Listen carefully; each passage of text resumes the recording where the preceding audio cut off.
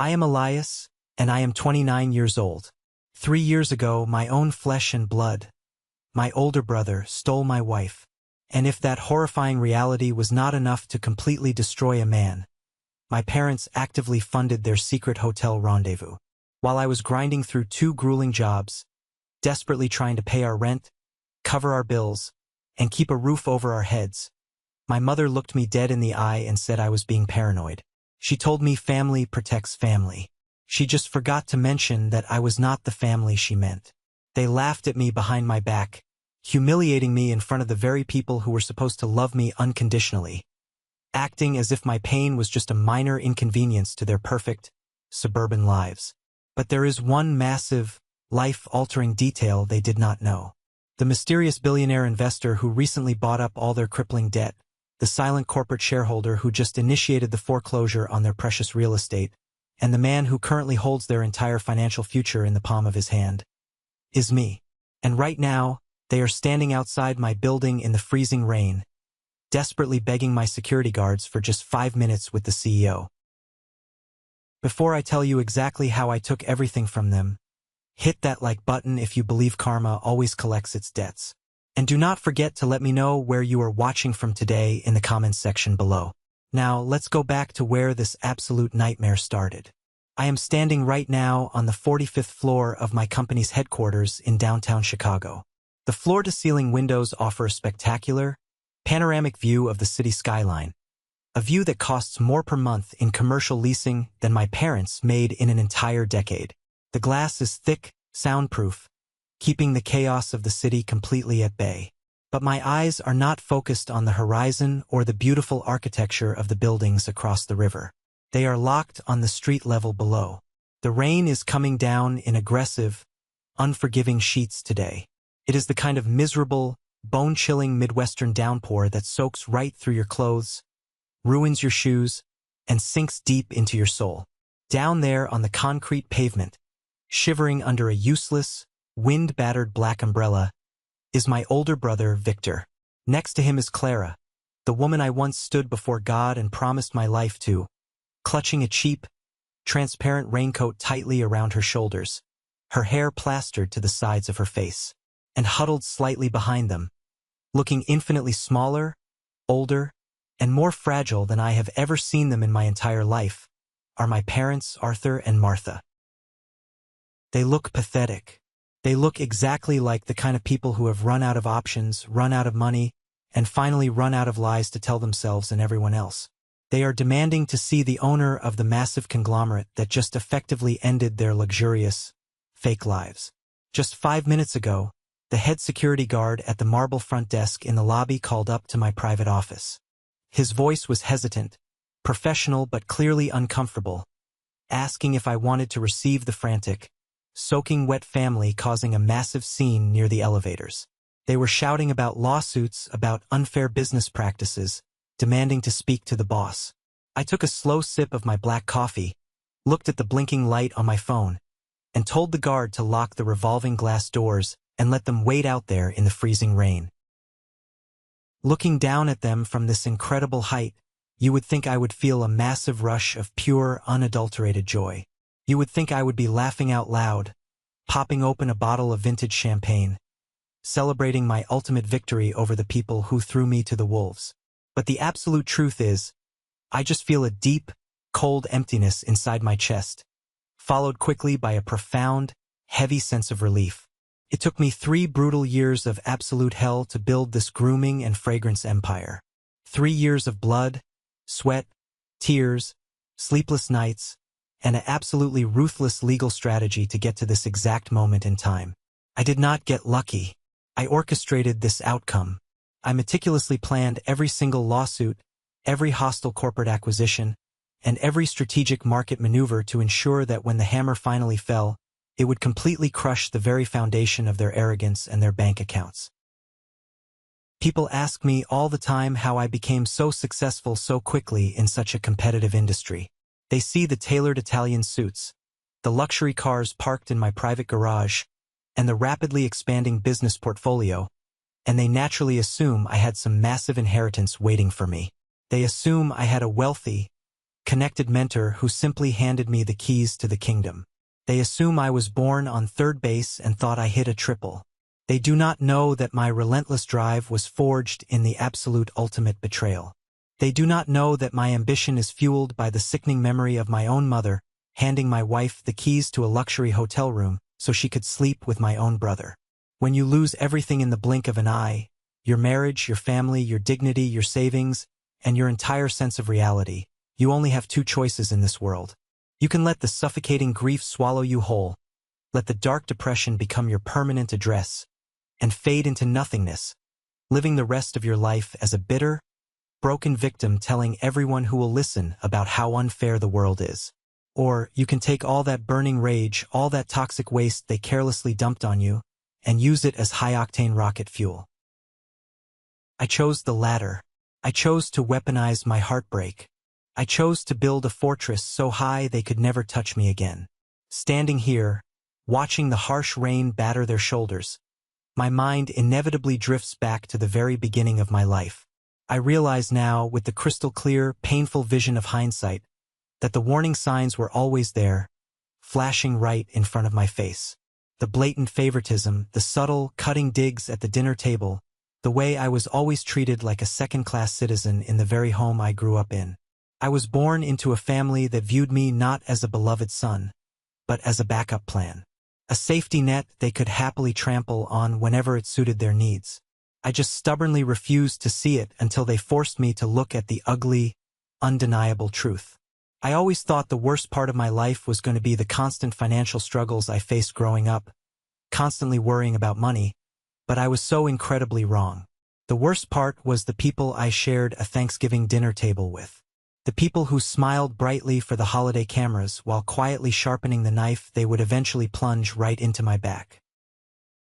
I grew up in a very average, seemingly perfect middle-class family in the sprawling suburbs of the Midwest. From the outside looking in, we looked like the quintessential American dream. We lived in a two-story colonial house with a perfectly manicured lawn situated at the end of a quiet cul-de-sac. My father, Arthur, was the president of the local HOA meetings, always shaking hands, organizing neighborhood watch programs, and playing the role of the highly responsible, upstanding civic leader. My mother, Martha, baked intricate cherry pies for the church bake sales and hosted summer barbecues. We smiled widely for the annual holiday cards, projecting an impenetrable image of total domestic bliss to our neighbors. But behind those freshly painted front doors, my family made it painfully obvious who the star of the show really was, and it was never, ever me. Victor, my older brother by 3 years, was the undeniable, untouchable golden child. He was incredibly charismatic, naturally athletic, and possessed this arrogant, easy confidence that my parents absolutely adored. I am not saying he did not have talent, but the way my parents treated him compared to me was a daily masterclass in psychological abuse and neglect. When Victor expressed a passing interest in joining an elite, highly competitive traveling hockey league, my parents signed him up without a single second thought. They bought all the top-tier, expensive gear, drove across state lines every single weekend, stayed in expensive hotels, and cheered wildly at every single game. When I, at age 12, asked to join a basic community science program because I was deeply fascinated by chemistry and how different compounds reacted with each other, my mother sighed heavily, as if my simple request was an enormous, unbearable burden on the family. She looked at me, rubbed her temples, and told me that they were stretched far too thin right now and maybe we could look into it next year.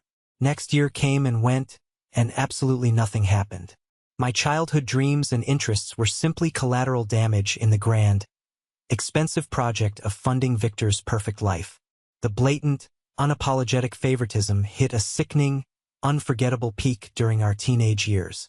I will never, ever forget my 18th birthday as long as I live. For Victor's 18th birthday, my parents had secretly dipped heavily into their retirement savings and bought him a car. It was not just any practical, used car for a teenager. It was a used Porsche. They threw a massive, catered party, invited the whole neighborhood, rented a huge white tent for the backyard, and paraded him around like royalty. My father gave a long, tearful speech about how Victor was destined for absolute greatness. When I finally turned 18 3 years later, I did not even bother asking for a car. I already knew my place in the hierarchy. What I received was a cheap, dry sheet cake from Walmart, heavily discounted because the icing was smeared and it was a day old, and a generic greeting card that said they were proud of me. Proud of what? Surviving another year as the invisible son living in the shadow of their golden boy? But the memory that truly cemented my complete lack of worth in their eyes was a Christmas morning a few years later. My parents always went completely overboard for Victor during the holidays, buying him expensive electronic gadgets, designer clothes, and luxury sporting goods. That year, Victor tore open a custom leather briefcase imported from Italy and an incredibly expensive vintage watch. I sat there on the living room floor in my worn-out jeans and opened a small, flat cardboard box. Inside was a multi-pack of plain white socks and a $25 Target gift card. I just sat there and stared at it. I could not even formulate words. And the most insulting, deeply infuriating part? My mother looked at me with a perfectly straight face, her eyes practically daring me to complain or show ungratefulness, and said, "We spent the exact same amount on you both this year, Elias. Do not look so disappointed." Sure, Mom. The math really checks out. I did not let their emotional neglect destroy my future. I simply could not afford to. I worked my absolute hardest in high school because I genuinely felt like I had to prove my worth to the world just to justify my existence. I desperately wanted to matter to someone. I worked 2 grueling part-time jobs during college, one flipping burgers smelling constantly like stale cooking grease, and another stocking heavy boxes on warehouse shelves overnight, just to afford my tuition and my cramped apartment. My parents claimed they could not help me financially, citing the tough economy. Yet they were somehow magically managing to pay for Victor's entire MBA program and his luxurious downtown apartment. I majored in fragrance chemistry. It was my absolute passion. While Victor was out aggressively networking, playing golf, and partying on our parents' dime, I was in the university lab, learning how to isolate chemical compounds, deeply understanding how scent powerfully ties to human memory and raw emotion. I wanted to create high-end, custom grooming products and colognes for men. I wanted to build something real. During my senior year, I was working at a small, boutique fragrance shop in the city. It was not glamorous, but I was surrounded by the raw materials I loved, learning the retail trade from the ground up, barely making minimum wage. That is exactly where I met Clara. Clara walked into the shop one rainy Tuesday afternoon. She was looking for a unique gift for her father. She was stunning, elegant, soft-spoken, with a warm smile that completely disarmed my usually guarded, cynical nature. I spent a full hour showing her different complex scent profiles, explaining the intricate chemistry behind the bright top notes of bergamot and the deep, lingering base notes of sandalwood and cedar. She did not just listen politely waiting to leave. She leaned in. She looked at me right in the eyes like I was the most fascinating, intelligent person in the entire world. No one had ever taken that kind of genuine, undivided interest in me before. Not my family, not anyone.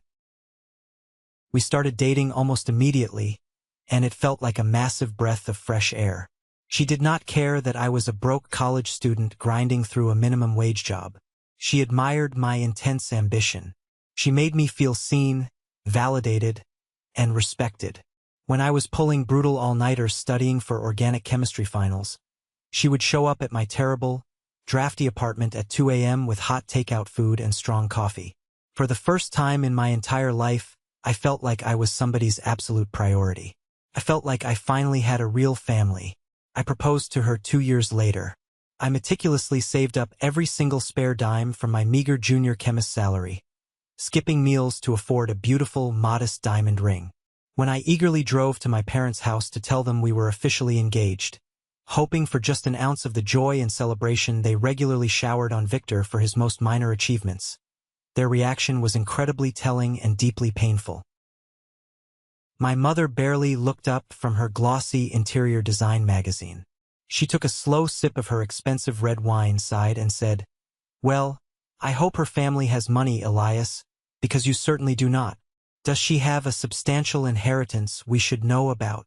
My father just grunted from his recliner and turned up the volume on the television. They did not ask about the proposal. They did not ask to see a picture of the ring. They did not ask how I felt. Our wedding day should have been the happiest, most purely joyful day of my life, but Victor made absolutely sure to cast his toxic, suffocating shadow over every single moment of it. My parents acted like it was an absolute chore to even be there, complaining loudly to anyone who would listen about the modest suburban venue, the cheap floral arrangements, and the standard catering. Victor, meanwhile, showed up late in a custom-tailored tuxedo that cost more than my entire wedding budget.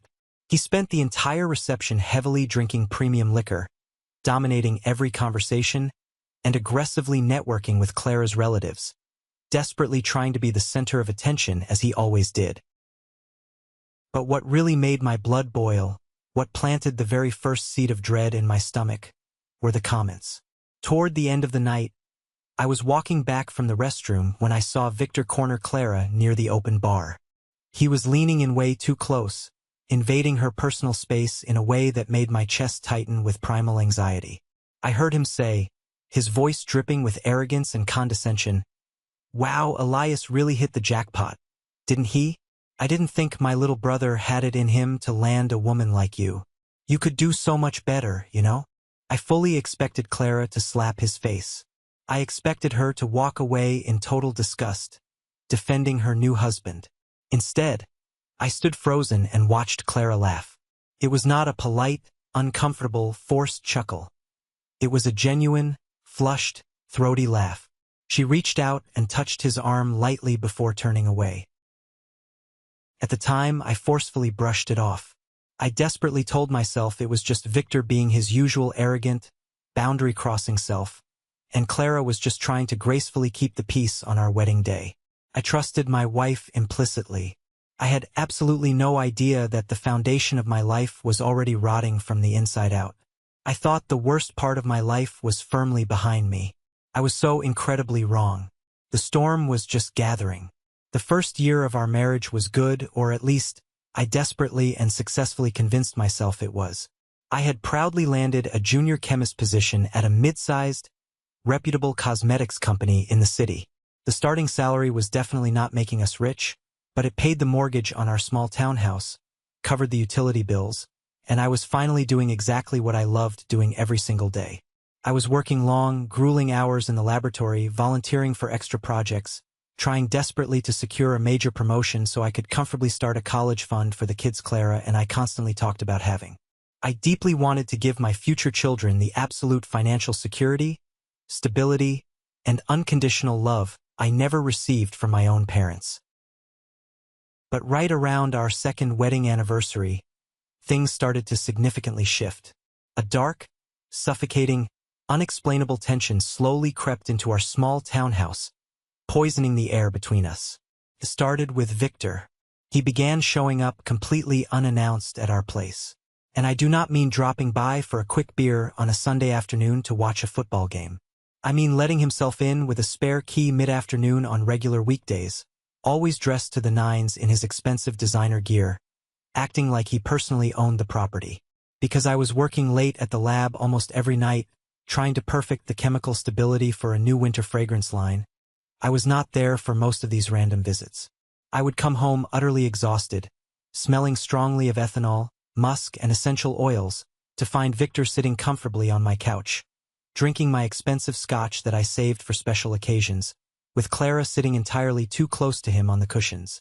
They would be eating fancy takeout from expensive downtown restaurants that I knew for a fact Clara and I could not afford on my current salary. When I asked her later what he was doing there for hours, Clara would just smile dismissively, actively avoiding my eye contact, and say, "Oh, he was just in the neighborhood meeting a client and figured he'd keep me company since you're always working late. Do not be so paranoid and jealous, Elias." Then Clara herself began to drastically change. The highly supportive, down-to-earth, sensible woman I married started slowly disappearing, replaced by someone I barely recognized. She began complaining constantly and bitterly about our modest house, our aging used car, and my totally average income. Suddenly, out of nowhere, she was wearing brand new designer dresses and carrying authentic luxury handbags that easily cost more than my entire monthly mortgage payment. When I confronted her and asked how she afforded them without destroying our budget, she vaguely claimed she got an unexpected cash bonus at her administrative job or found a really great designer resale online. But the real, screaming red flags were the micro-interactions I actually witnessed between them. I started noticing how Clara would find absolutely any excuse to physically touch Victor. She would reach over to fix his collar, brush imaginary lint off his broad shoulder, laugh excessively and loudly at his terrible, arrogant jokes, and lean in so close to him when she spoke that the air between them felt dangerously electric and intimate. One Saturday afternoon, I was upstairs in the bedroom folding laundry when I clearly heard them down in the kitchen. Victor was telling some long, boastful story about a golf game, and Clara let out this loud, breathless, throaty laugh. It was not a normal, polite laugh. It was the exact kind of laugh a woman reserves solely for a man she is deeply, physically, and intimately attracted to. Hearing it made my stomach violently twist into knots. I tried to act like an adult and talk to her about it. I tried to be the reasonable, highly communicative modern husband. I sat her down on the bed and told her calmly that Victor's constant presence in our home was making me deeply uncomfortable, that it felt like he was aggressively crossing marital boundaries. Clara aggressively rolled her eyes at me, called me deeply insecure, immature, and told me I was intentionally trying to drive a toxic wedge between my own family. She gaslit me perfectly, making me feel like I was the crazy one for seeing what was right in front of my face. The ultimate turning point, the exact moment my entire reality permanently fractured into a million jagged, unfixable pieces, happened on a rainy Thursday in late October. I had come home early because a sudden power outage at the main laboratory canceled our afternoon chemical trials. I walked into the house, and it was dead, eerie silent. I went upstairs to our bedroom to change out of my damp work clothes. As I reached into the closet to grab a heavy sweater, I accidentally knocked over Victor's heavy, incredibly expensive wool coat, which he had conveniently and inexplicably left draped over a chair in our bedroom the night before. When the heavy coat hit the hardwood floor, a folded piece of thick, glossy paper slipped out of the inside breast pocket. I bent down and picked it up, intending to just put it back in the pocket. But my eyes automatically caught the embossed gold logo at the top of the paper. It was an itemized receipt. My heart instantly started pounding violently against my ribs, a loud, frantic rhythm in the quiet room, as I read the black print. It was a receipt for the Grand Marquis Hotel, one of the most exclusive, ridiculously expensive, and discreet boutique hotels in the entire city. The dates printed on the receipt were for the previous weekend, a specific weekend Clara explicitly told me she was going on a girls' spa wellness retreat with her younger sister, Isabella, out of state. The luxury suite was booked under Victor's name. That was bad enough. But what truly stopped my breath, what made the blood literally turn to freezing ice in my veins, was the payment method printed clearly at the bottom. The last 4 digits of the credit card printed on the receipt did not belong to Victor's corporate account. I recognized those 4 specific digits instantly, burned into my memory, because I had personally set up the online banking portal for my parents years ago to help them with their complex taxes. It was my mother's premium, high-limit credit card. I stood there frozen in my bedroom, the piece of paper trembling so violently in my hands that I could barely read the numbers anymore. The horrific, unimaginable truth began to rapidly assemble itself in my mind, piece by agonizing piece. Victor was not just sleeping with my wife. My parents were literally paying for the hotel room. I could not breathe.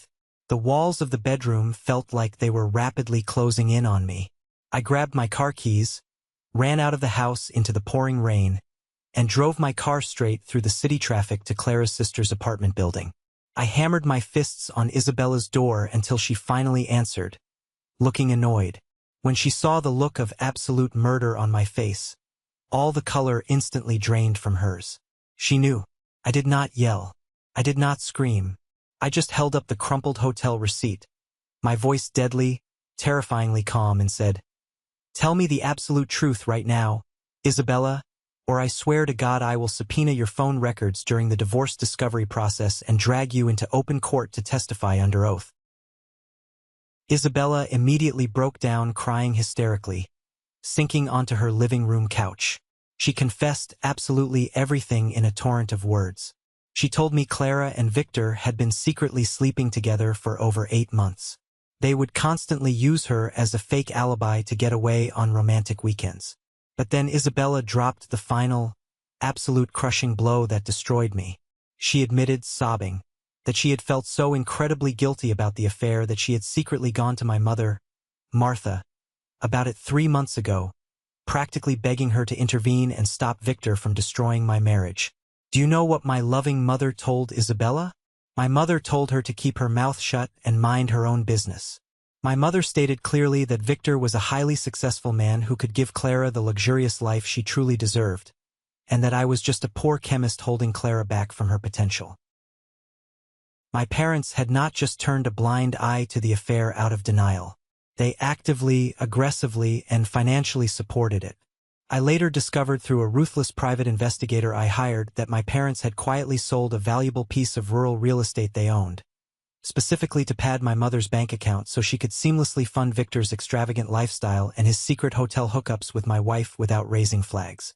They literally sold family property to finance my utter destruction. They did not protect me. They protected him. The golden child could do absolutely no wrong, even when he was repeatedly stabbing his own younger brother in the back. I drove home that night in a state of absolute, numb, paralyzing shock. My hands gripped the steering wheel so hard my knuckles turned pure white. My jaw clenched so tight my teeth physically ached. My own mother, my own father, my own brother, my own wife, every single person on this earth who was supposed to have my back, every person I deeply loved and trusted, had actively conspired to humiliate me, betray me, and ruin my life. I was entirely, completely alone in the world. But the storm was not even close to being over. They were about to systematically take the last thing I had left to my name. I did not sleep a single second that entire night. I could not bring myself to bear going inside the house, to sleep in the very bed where she had undoubtedly laid and thought of him. I sat in the pitch dark in my freezing, turned-off car, parked 2 blocks away from my own home, staring blankly at the illuminated numbers on the dashboard clock as the hours crawled by. I needed a bulletproof plan. I needed a ruthless, airtight, merciless legal strategy. I knew with absolute certainty that if I confronted them immediately in a blind, emotional rage with no actual leverage besides a printed receipt, they would instantly gaslight me. Victor would immediately hire a massive team of shark lawyers, my parents would help them hide the marital assets, and Clara would take me to the absolute cleaners in a divorce court, leaving me destitute. I needed to secure my personal finances first. I needed to keep my stable job, secure that impending promotion to director, and use the increased salary to hire the absolute best, most vicious divorce attorney in the city. I had to play this completely cold, burying my emotions deep down. The next morning, the sun came up, pale and weak. I drove to the cosmetics company headquarters, running on nothing but pure adrenaline, shattering heartbreak, and 3 cups of black coffee. I planned to go straight to HR to request an emergency advance on my salary to retain legal counsel immediately. But the universe, or rather my highly manipulative brother, had vastly different plans for me. As soon as I walked through the heavy glass doors of the lobby, before I even reached the bank of elevators, 2 large corporate security guards and a senior representative from HR intercepted me. They flanked me and escorted me directly into the corner office of my department head and boss, Julian. Julian was a guy I genuinely considered a professional mentor and a friend. We had worked closely together on countless formulas for 2 years, and he had personally, verbally promised me a major promotion to head of research and development by the end of the quarter. Julian would not even make eye contact with me. He stared firmly down at his massive mahogany desk, sliding a thick manila folder across the polished wood toward me. "Elias, we are letting you go," Julian muttered, his voice tight, robotic, and clearly rehearsed. "Effective immediately. Your severance package details are in the folder. Security will escort you to your desk to pack your personal belongings, and then you are to leave the premises." I stared at him, my mind completely short-circuiting, unable to process the words. "What?" Why? My performance reviews have been absolutely flawless for 2 years. I just finalized the entire chemical formula for the new winter line. It's projected to make millions. You told me I was up for director. Julian shifted extremely uncomfortably in his expensive leather chair, adjusting his silk tie nervously. There have been several complaints about your general attitude and your recent mental stability. We are aggressively restructuring the department, and you just do not fit the company culture anymore. We need people who are completely focused on the work.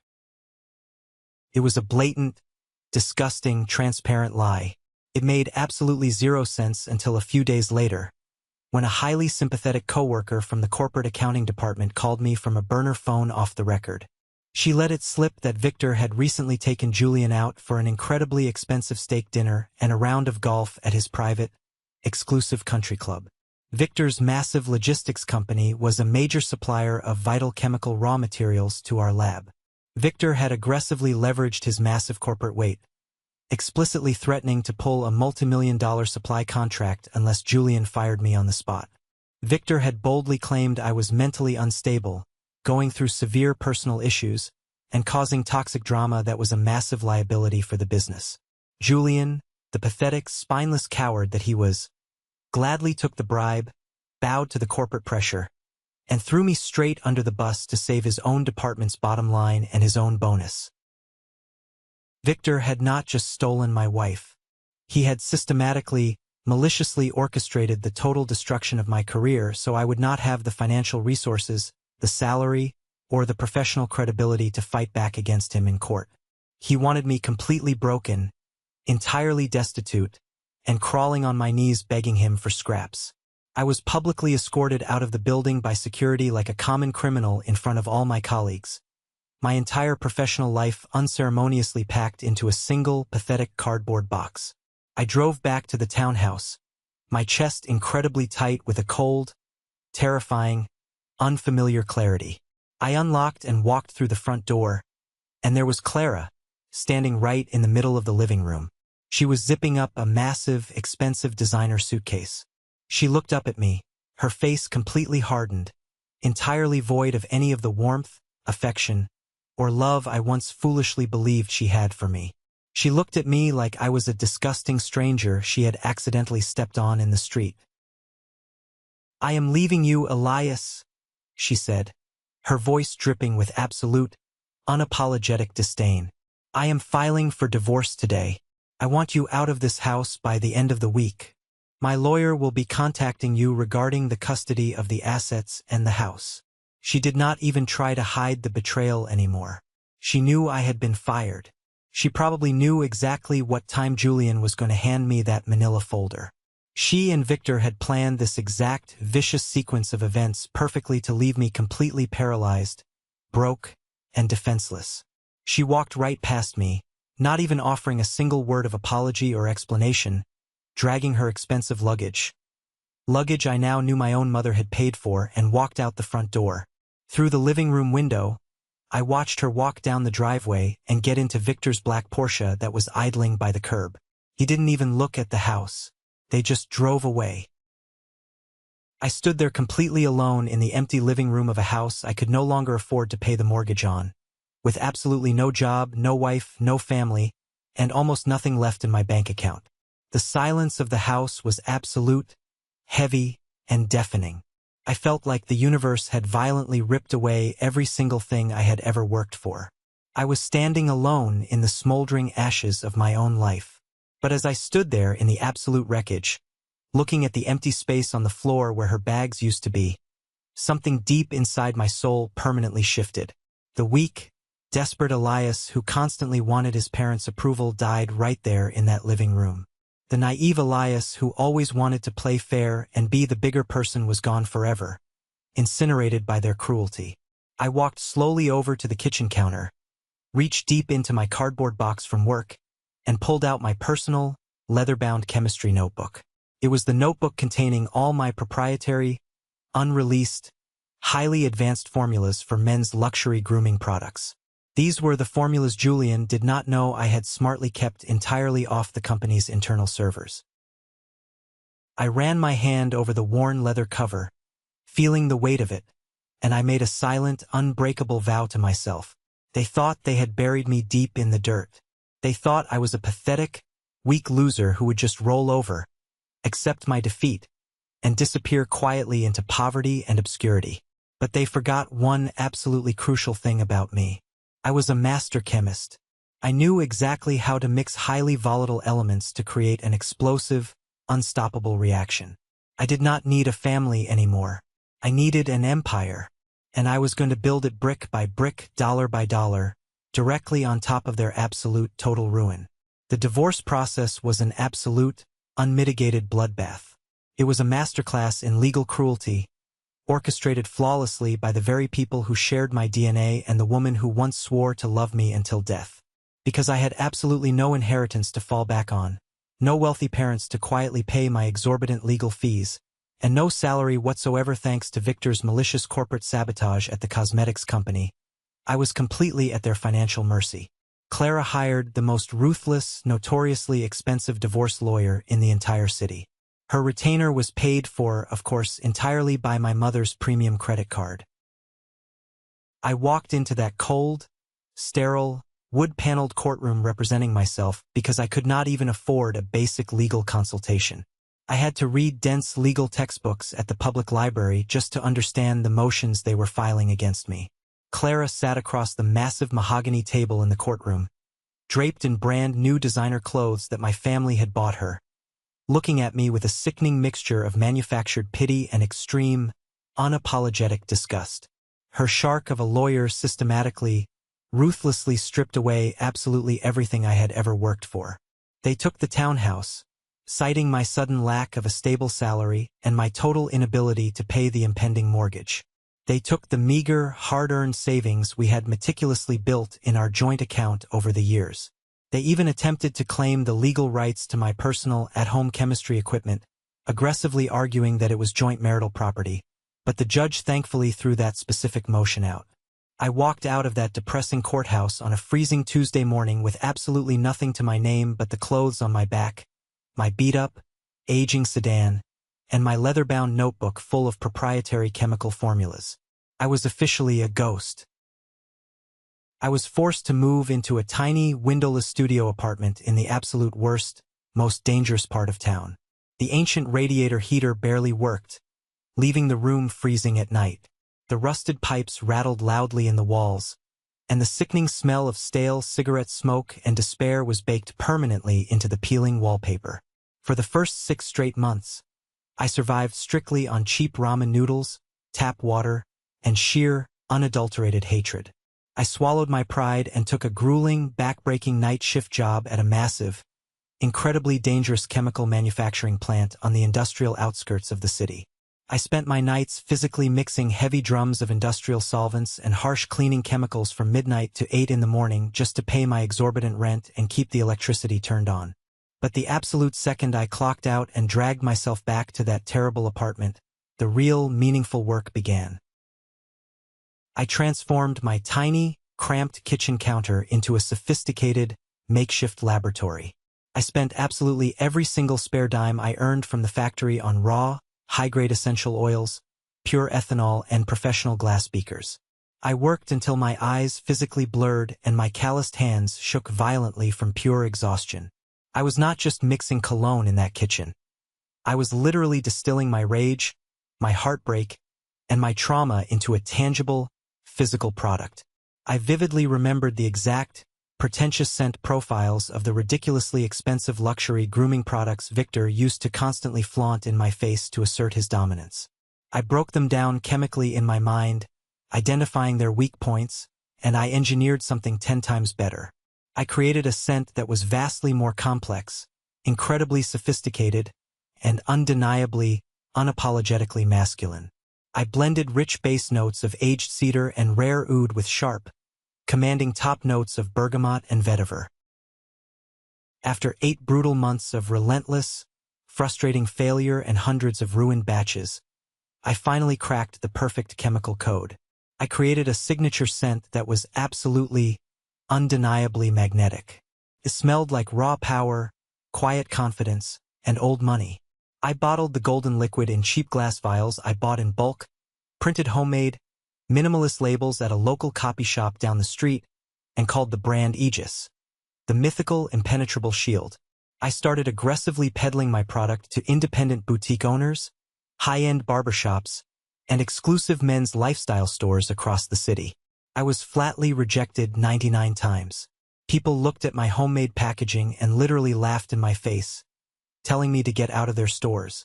But on the 100th try, a highly respected master barber in the wealthy financial district agreed to put 5 small bottles on his front counter just to get me to leave. Those 5 bottles completely sold out in 4 hours. The very next day, he frantically called me and ordered 20 more. The week after that, he demanded 100. Word of mouth spread like absolute wildfire among the city's wealthy elite. The massive, life-altering turning point came when a highly prominent, wildly successful lifestyle venture capitalist named Marcus walked into that specific barbershop for a trim. Marcus was a self-made multimillionaire who specialized exclusively in scaling niche boutique brands into massive global empires. He bought a bottle of Aegis, immediately recognized the unprecedented quality, tracked down my personal phone number, and aggressively demanded a business meeting. I walked into his massive, glass-walled corner office wearing a cheap, ill-fitting suit I bought at a local thrift store. I did not give him a slick, desperate marketing pitch.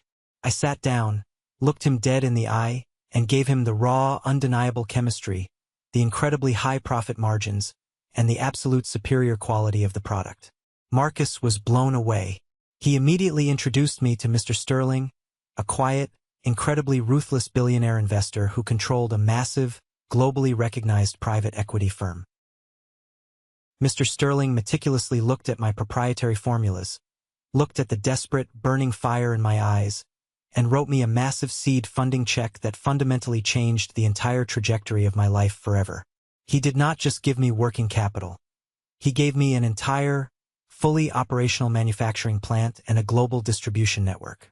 Over the next 3 grueling but triumphant years, Aegis Grooming completely exploded. We launched a massive, full line of premium beard oils, exfoliating body washes, and luxury colognes. We got picked up by massive national retailers. We became the absolute fastest-growing men's lifestyle and grooming brand in the entire country. My face was featured in prestigious business magazines, but I always intentionally used a pseudonym for the press.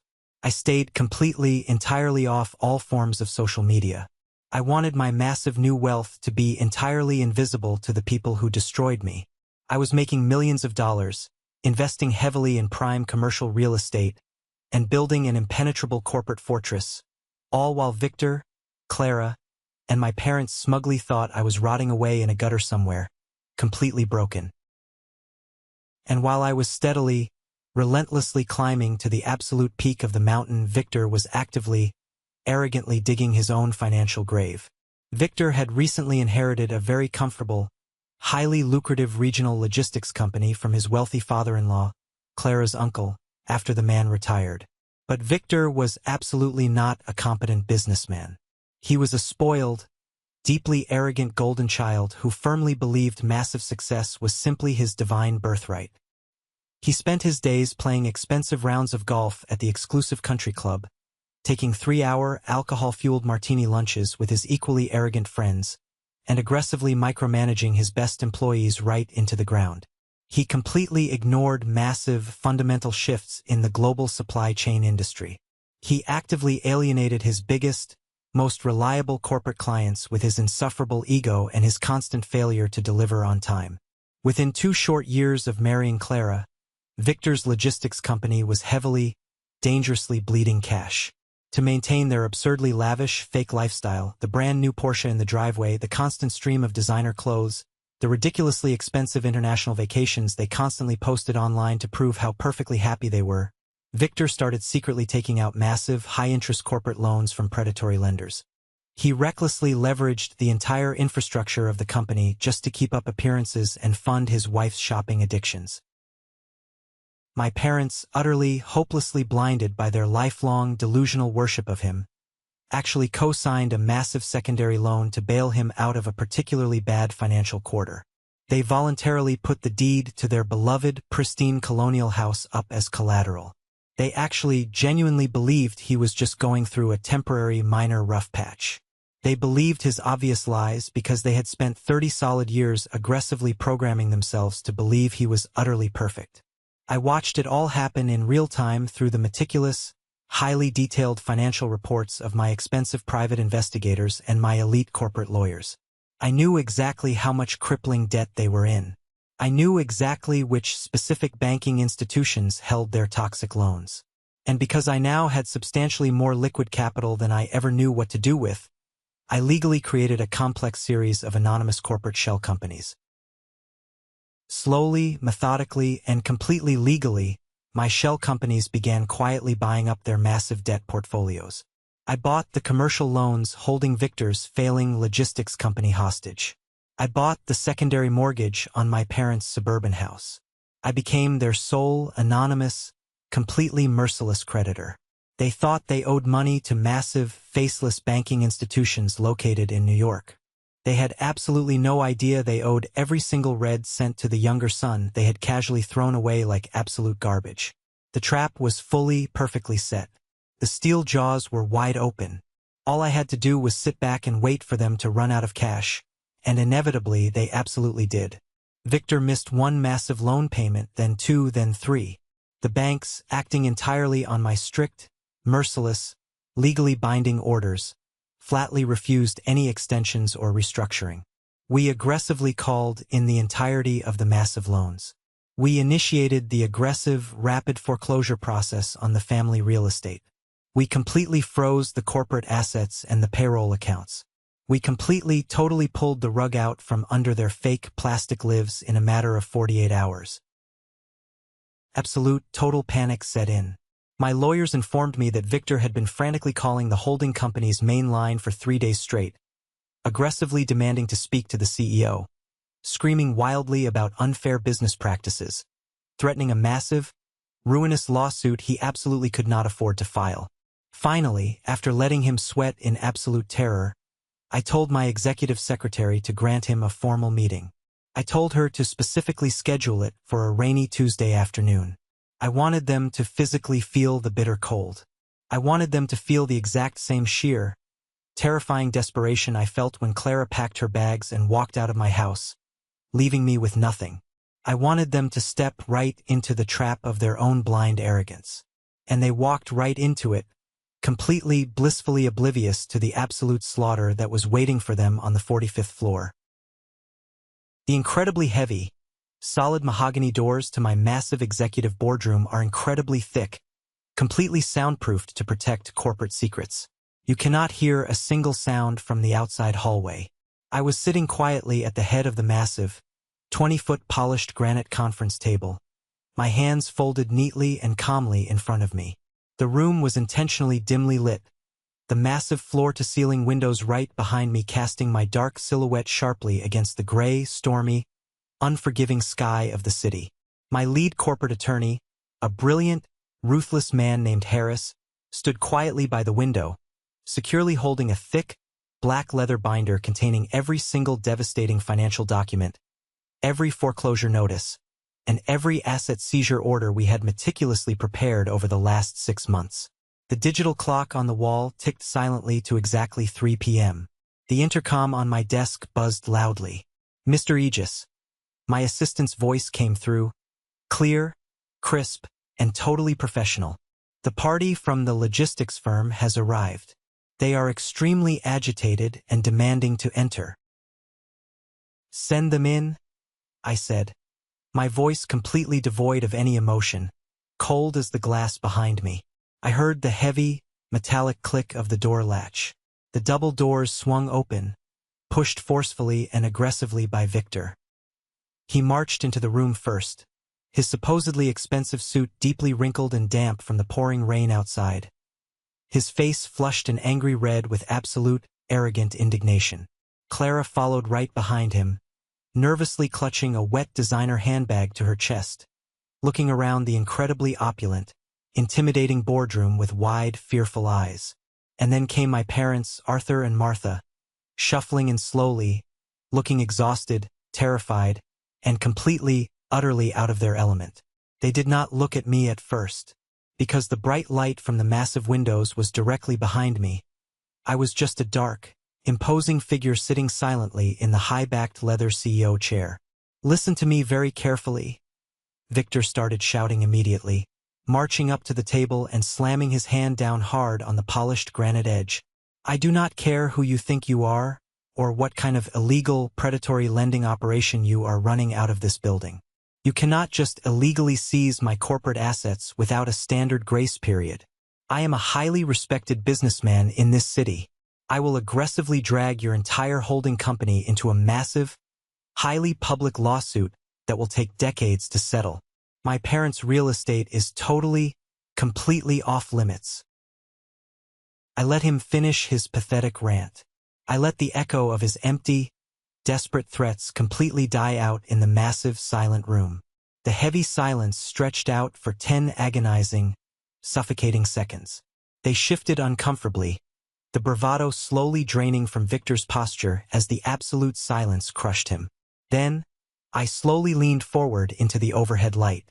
I deliberately rested my elbows on the cold granite table, intertwined my fingers, and looked directly, piercingly into my older brother's eyes.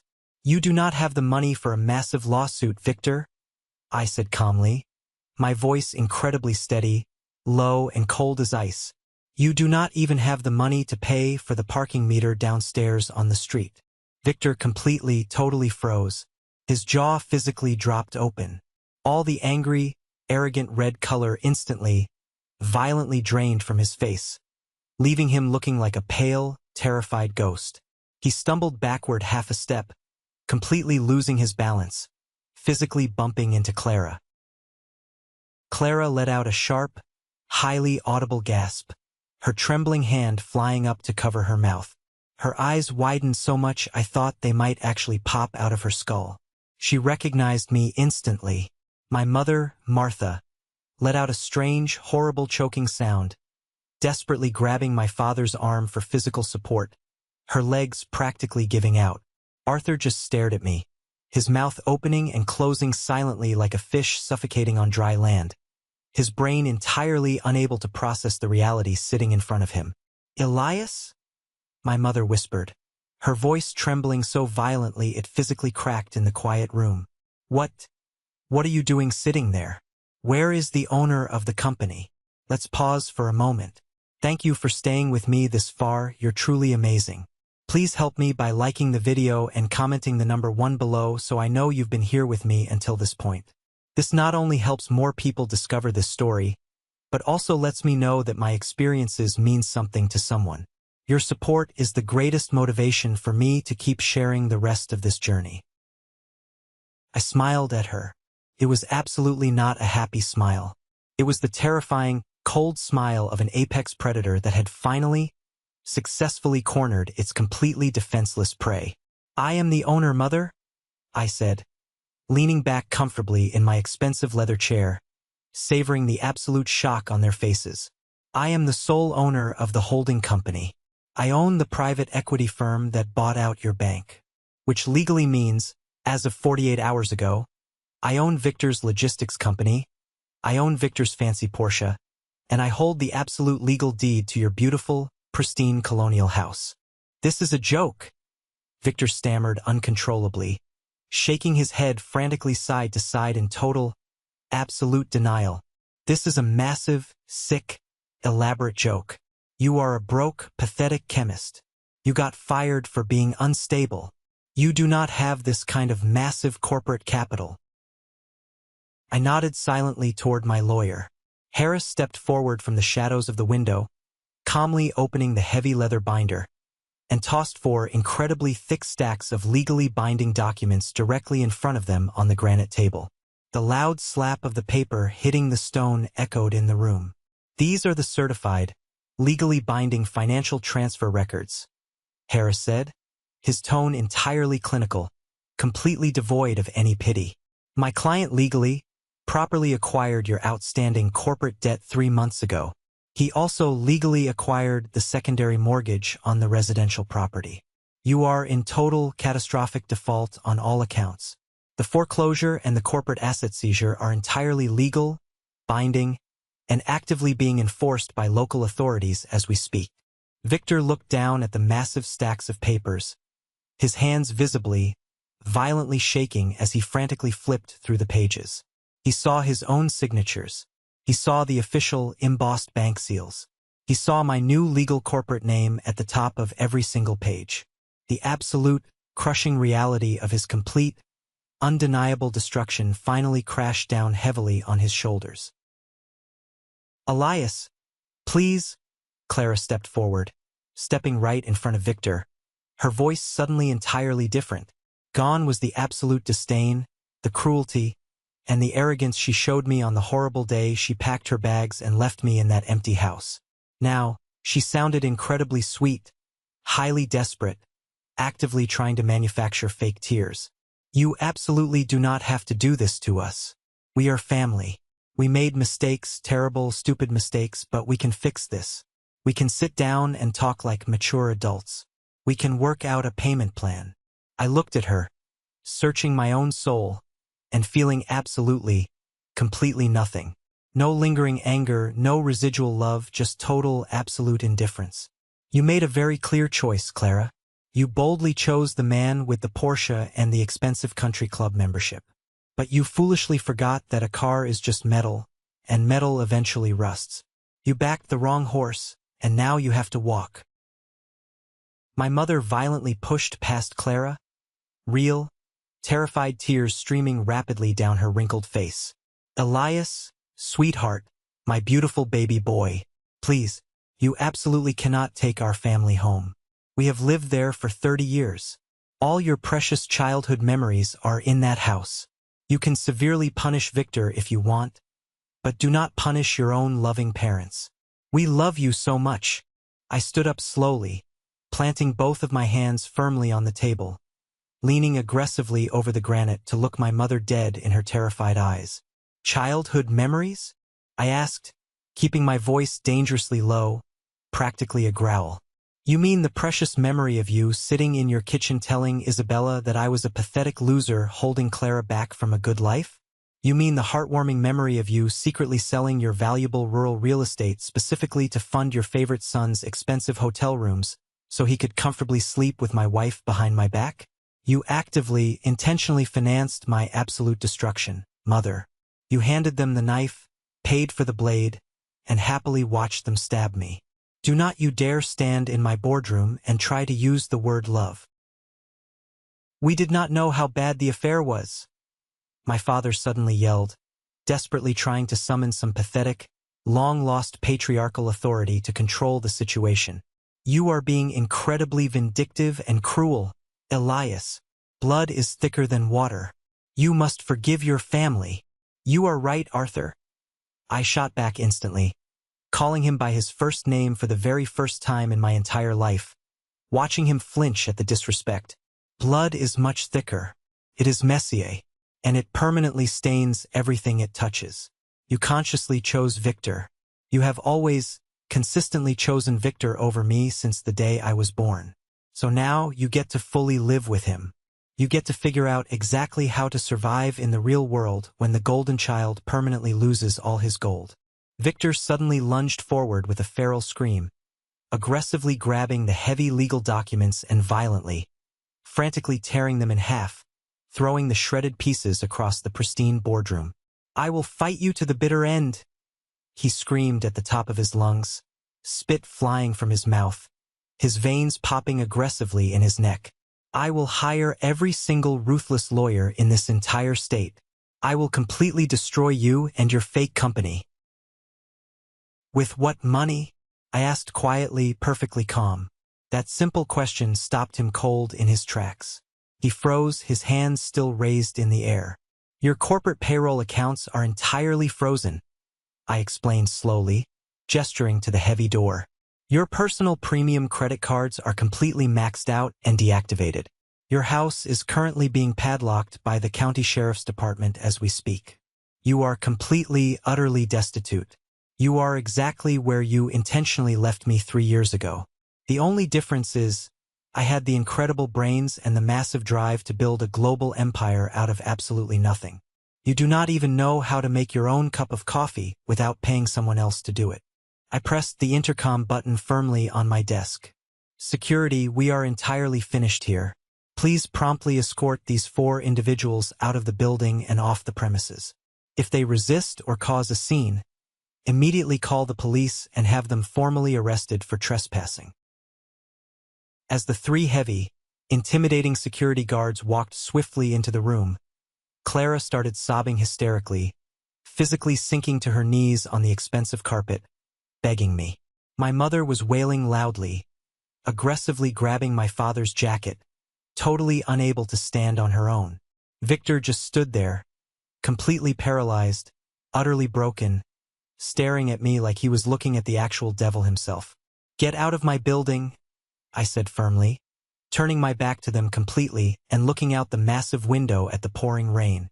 "And never, ever try to contact me again." The immediate, devastating fallout from that boardroom meeting was completely absolute and shockingly fast. Once the primary domino fell, the entire fragile, debt-ridden structure of their fake lives completely disintegrated into absolute dust within days. They were physically, humiliatingly escorted out of my massive corporate lobby by security in front of hundreds of staring employees, forced to walk back out into the freezing, relentless rain with absolutely nowhere to go and no cars to drive. My legal team moved with the ruthless, flawless efficiency of a military drone strike.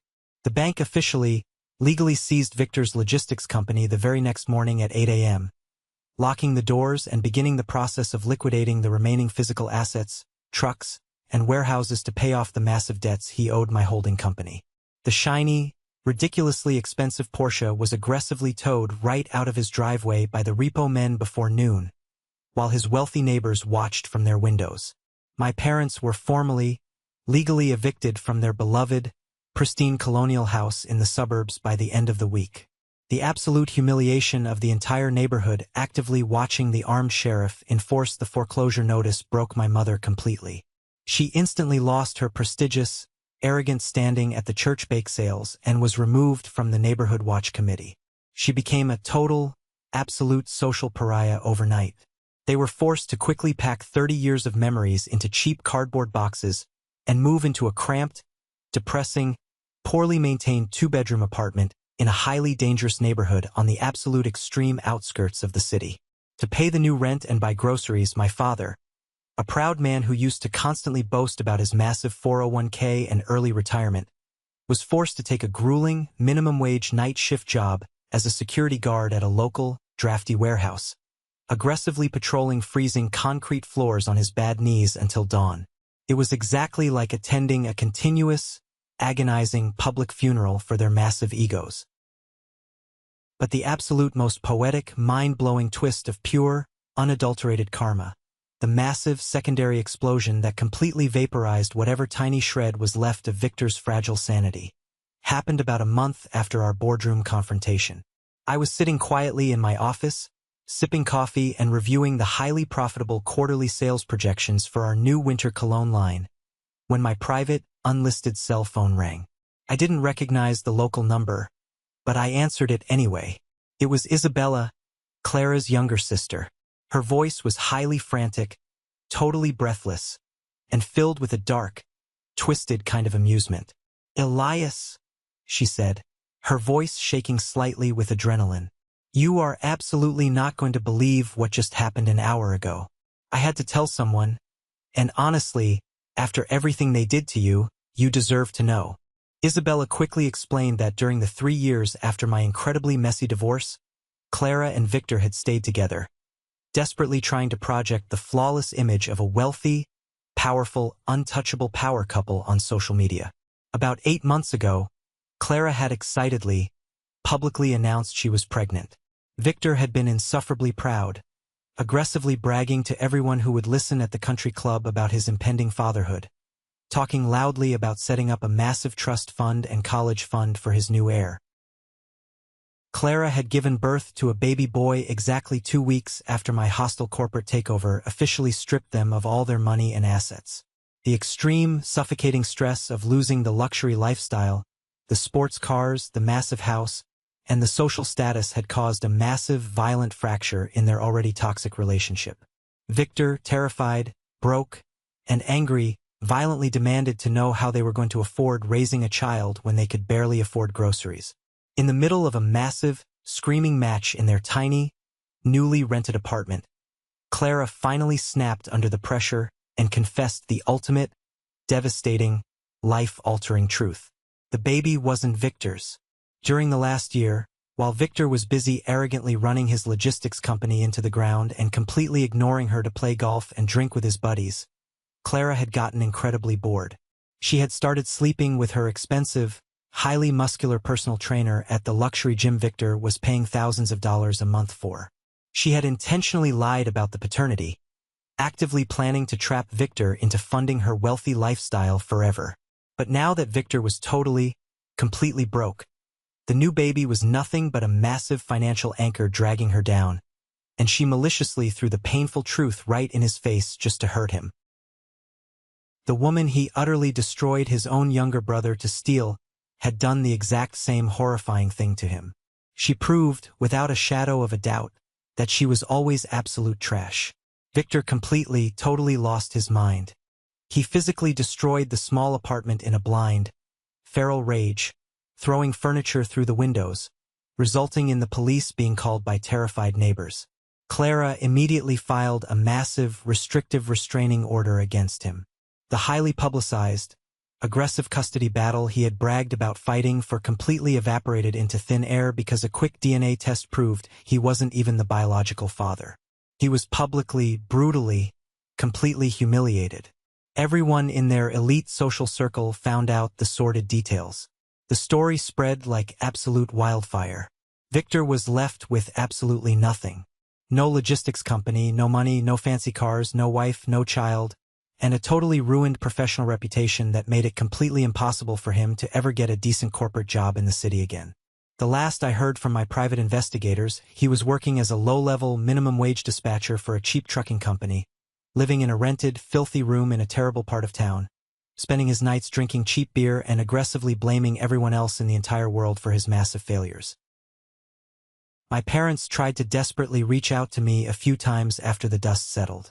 They sent pathetic, rambling, handwritten letters to my corporate office, begging for forgiveness, talking about how families should stick together in hard times, asking for just a small cash loan to help them pay their upcoming rent.